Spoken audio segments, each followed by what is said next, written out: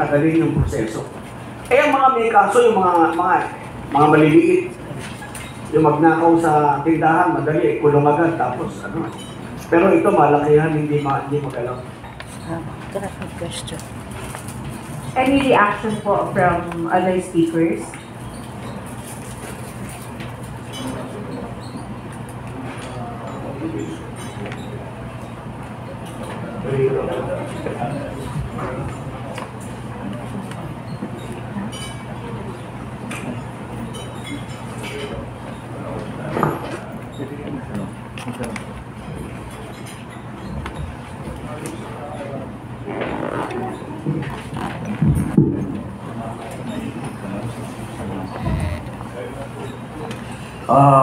Itong katiwalian na ito, kasamaan na ito na lumaganap dito sa atin sa Luzon, Visayas, Mindanao.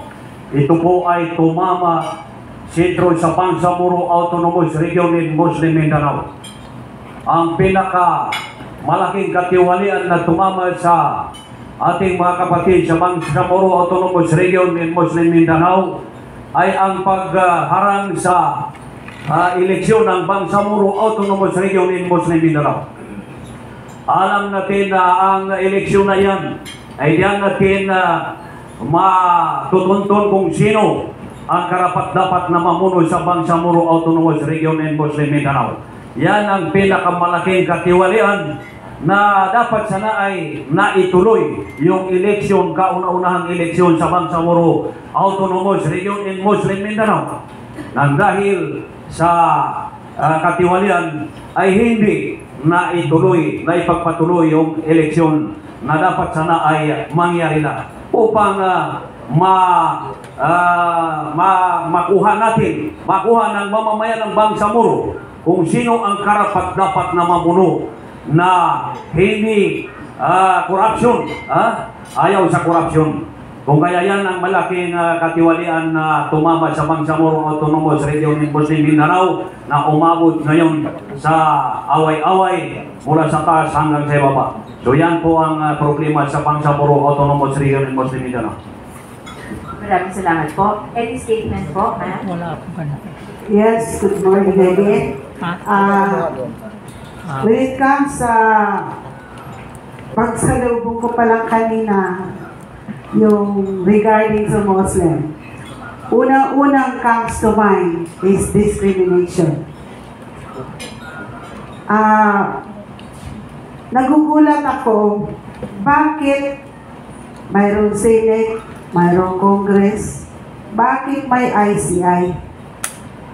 At saka nangyari ngayon, may na talagang governor, papalitan.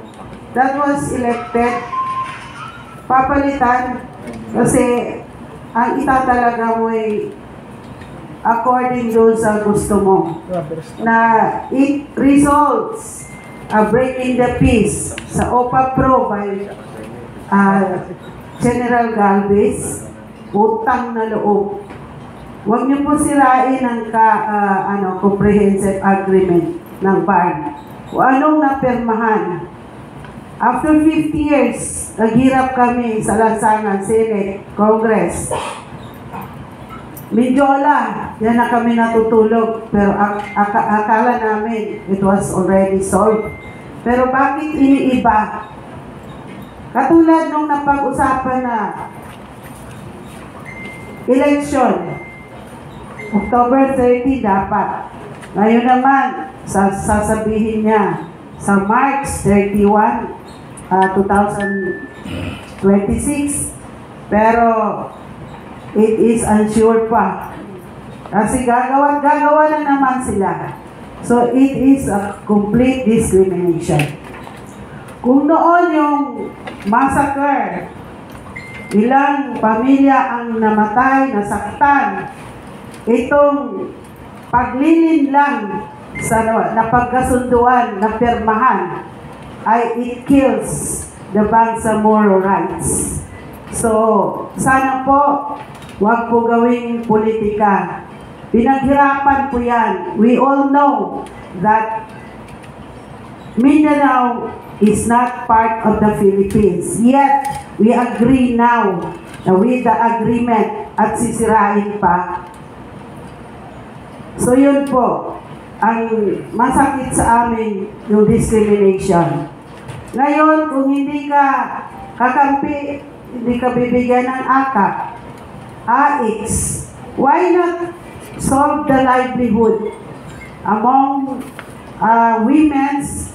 Kailangan po natin ang kabuhayan, pagkain sa lamesa, yung pag-aaral ng mga anak natin, yung safetyness, yung mga bahana yan na nakikinabang ang mga crocodiles. Bakit walang napaparusahan?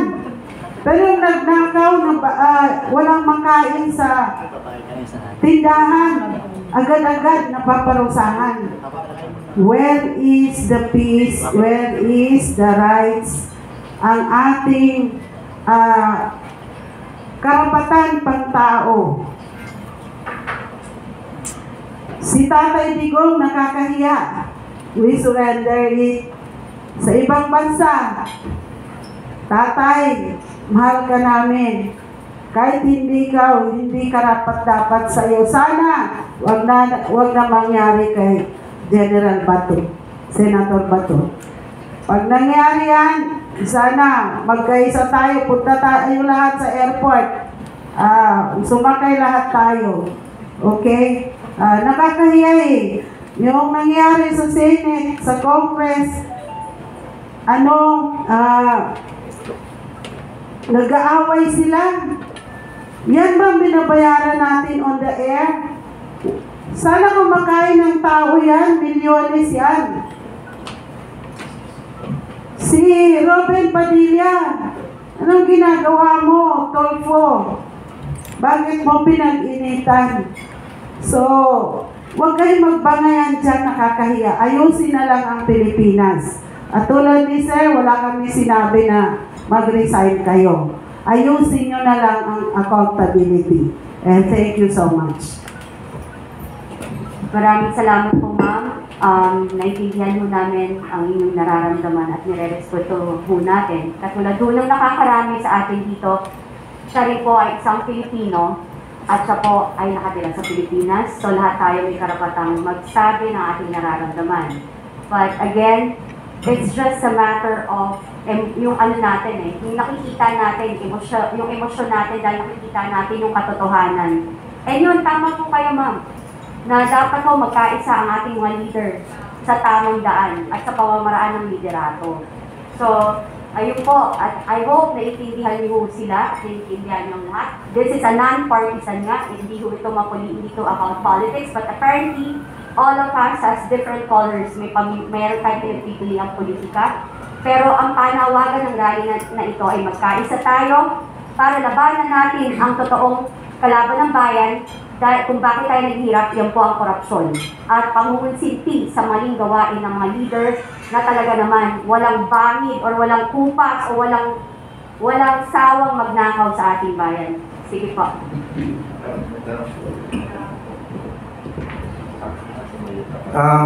Magandang umaga po sa ating lahat. Kami po ng mga kababayan nyo, Subak sa Moro Autonomous Region in Muslim Mindanao, galing po kami Mindanao, ay nakikiisa sa gaganaping mapayapang pagtitipon po.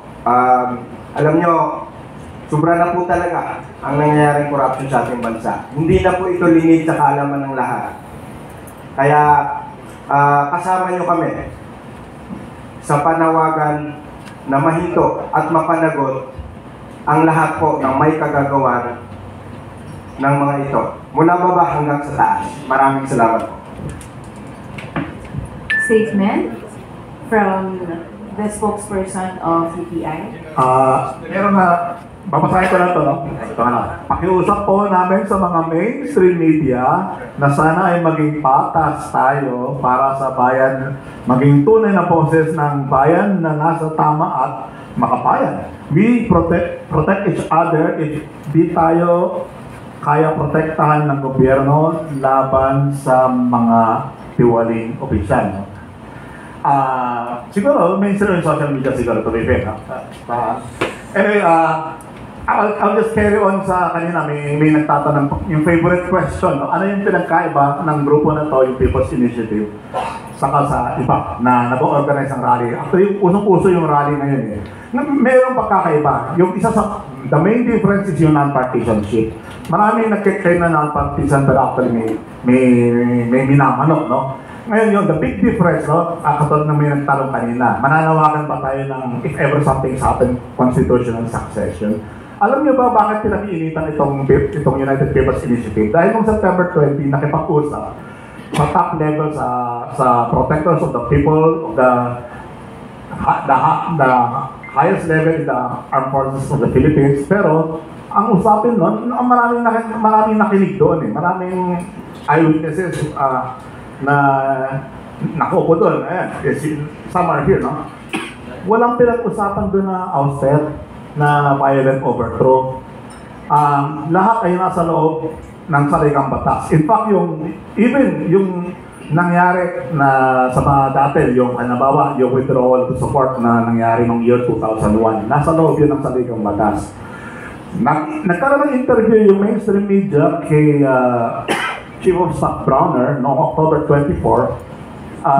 Tinalakay ni Chief of Staff Browner yung tatlong maaring mangyari, yung EDSA 1, which is revolutionary, EDSA 2, which is withdrawal of support, tapos may sinasabi siya Myanmar, na yun din ang sinabi ni Secretary Eudoro, yung Myanmar. Baka mapalaya tayo sa Myanmar. What is Myanmar? Formerly known as Burma. Tayo kasi Philippines ay member ng Association of Southeast Asian Nations o ASEAN. Kasama yung Myanmar doon. Ginawa ng ASEAN, pinoljak niya yung Myanmar. Dahil nga among many reasons, that's election cheating. Kung gagamitin natin yung sinabi ni Secretary Bibo at saka ng Chief of Staff na yung Myanmar example, kung tutusin, pwede nga tayo matuto doon. It's a good lesson to us. Kasi yung Philippines is now the host of ASEAN. From November this year until next year, tayo ang host. Dati kasi Malaysia. Alphabetical yun, no? yung paglipat ng leadership ng ASEAN. Na-skip yung Myanmar at tumalon sa letter P, Philippines. So, tayo ang host. Ngayon, yung ASEAN ay meron siyang body against corruption. Merong treaty tayo na pinirmahan na pwedeng ma-investigate yung ASEAN sa corruption. Merong United Nations Convention Against Corruption na sinalihan ng ASEAN noong 2004. Hindi pa kasama ang Philippines noon. Kasi Singapore and a few other countries lang ang sumali noong 2004. Noong 2017, sumali ang Philippines. Meron tayong pinirmahan na kasama tayo sa United Nations Convention Against Corruption na until today, it's still in effect. Tapos Philippines pa ngayon ang head ng ASEAN from November today until November next year. So, itong ginagawa ng ICI, pwedeng i-turn over doon sa international level. Total, ang hiling naman natin mag-internationalize ng issues eh. Yung ICC nga, hindi tayo member ng ICC. And yet, in-internationalize natin yung issue. Walang jurisdiction ng ICC. And yet, nambabato tayo ng mga head of state doon. Ngayon, yung ASEAN, mayroong jurisdiction sa corruption issues in the Philippines by virtue of treaty. Pwede iakyat doon para medyo kahit pa paano, yung magbabantay, yung mag-observe, yung magpopodya, katulad ng ginawa ng ASEAN sa Myanmar, ay nasa international level po. That's one of the options. Pero siguro, on another topic, no? Yung isa sa pinagkaiba ng itong United People's Initiative sa ibang grupo. Kasi yung ibang grupo, may minamanok eh. May minamanok pagka nalaglag si ganito, constitutional succession. Wala kami pakialam eh. Kasi constitution yan eh. Kung yun ang sinabi ng constitution, disundan yung constitution. Ngayon, kung galit kayo sa constitution, hindi palitan yung constitution. Pero sa ngayon, meron tayong constitution, masusunod yun. Binigyan namin ng option yung mga protectors of the people o kung takot ka sa withdrawal support, katulad ginawa ni Angel Reyes ng 2001, si dating Chief of Staff Angelo Tomas Reyes, sinabi nga, I withdraw my support from Joseph Estrada, the government led by Joseph Estrada. I-specify niya yung kung kanino siya nag-withdraw ng support. Pwede mo naman sabihin na I withdraw my support from all. Wala akong pakialam kung sino yun. All who are responsible for the flood control scam. Pwede ganun. na para walang pinapanigan. Those are some of the suggestions. No? So, pero anyway, kaya tayo nandito, yung United People's Initiative, nandito para mag-consult, hindi para mag-dicta sa inyo. We are there, yung 3 days yan, kasi magko-consult kami. We will be asking you, in fact, we have